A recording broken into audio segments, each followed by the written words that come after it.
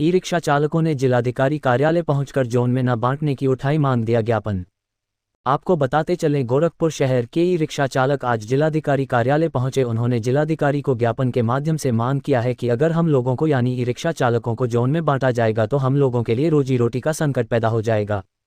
हम किस तरह से अपने परिवार को चलाएंगे, इसका कारण यह है कि एक जोन की दूरी दूसरे जोन की दूरी से बहुत ही कम है, जिससे हम एक जोन में अगर ई रिक्शा चलाते हैं तो दूसरे जोन तक नहीं पहुंच पाएंगे, जिससे हमारी आय का साधन भी कम हो जाएगा और हमारे लिए रोजी रोटी का संकट भी गहरा जाएगा। हम लोगों को अपने परिवार चलाने के साथ साथ बच्चों की फीस, बिजली का बिल और अन्य खर्च भी देने पड़ते हैं, जो इसी व्यवसाय से आता है। अगर हमारी आय कम हो जाएगी तो हम अपना परिवार चलाने में असमर्थ हो जाएंगे। अतः जिलाधिकारी महोदय से अनुरोध है कि हमें जोन में न बांटकर जैसे चल रहा है वैसे चलने दिया जाए।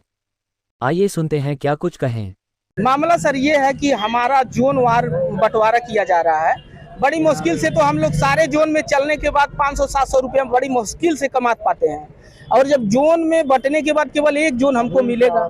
जो सवारी मान लीजिए धर्मशाला पे मिली हमको और कचहरी आनी है तो इतने दूर में हमको 2 जोन मिलेगा, तो हम वहाँ कैसे छोड़ेंगे? बाय द वे आप सोच लीजिए, हम वहाँ जा नहीं सकते हैं सर, और तो हम अगर अपने जाएंगे कैसे? सवारी है बाय द वे मान लीजिए, या कहीं हम अपने परिवार को लेके जाना चाहते हैं, मान लीजिए नौका बिहार जाना है हमको और हमारा घर धर्मशाला के पास है, तो हम कैसे जाएंगे? या कहीं भी मतलब XYZ 2 जोन तो पड़ेगा ही। और कुछ गाड़ियां हैं जो बच्चों को ढोती हैं और कम से कम 3 जोन में जाना पड़ता है, क्योंकि जोन सटे सटे है, 2-3 जोन हो जाएगा तो उसमें वो कैसे लेके जा पाएगा? रिजर्व सवारी की मांग ये है कि सर जोन हमको नहीं चाहिए, और जोन केवल जोन ना रहे। दूसरा ये एक मांग और है कि जो हमारा पुलिस वेरिफिकेशन हो रहा है तो हम पहले ऑनलाइन करा रहे हैं, वहाँ पैसा दे रहे हैं, फिर उसके बाद फिर फोन आ रहा है थाने से, तो फिर पार्षद या प्रधान से लिखवा करके फिर थाने पे कागज देना है। बाकी आधार, पेन सब कुछ तो हम दे ही रहे हैं, लेकिन फिर पार्षद से भी लिखवाना पड़ रहा है।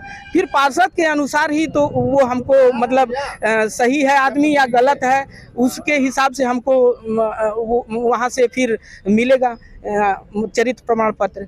तो हमारा केवल प्रधान या पार्षद का लिखा हुआ ही मान लिया जाए, हमको दौड़ना नहीं पड़ेगा फालतू। ऑनलाइन ना लिया जाए, नहीं ऑनलाइन लिया जाए। ऑनलाइन जब लिया जाएगा तो फिर प्रोसेस तो वही रहेगा। ऑनलाइन लेने का क्या मतलब?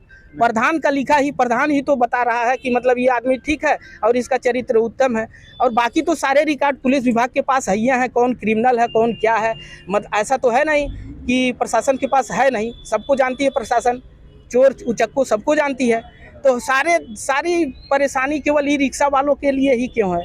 हम कब कमाएंगे, कब वेरिफिकेशन करवाएंगे? हम तो केवल दौड़ते रह जाएं। और ये 2 महीना ऐसा है कि सबका मतलब मेरा ही नहीं, ये 2 महीने में तो बच्चों के फीस, किताब, कॉपी, पढ़ाई लिखाई, बिजली का बिल, EMI सब कुछ देना है। जितने ई रिक्शा वाले हैं कहाँ से देंगे? और डर इस कदर है कि वहाँ नहीं जाएंगे चलान हो जाएगा, वहाँ नहीं जाएंगे चलान हो जाएगा। परेशानी मतलब सबसे ज़्यादा तो दिमागी प्रेशर है। क्या नाम है आपका? शैलेंद्र कुमार यादव।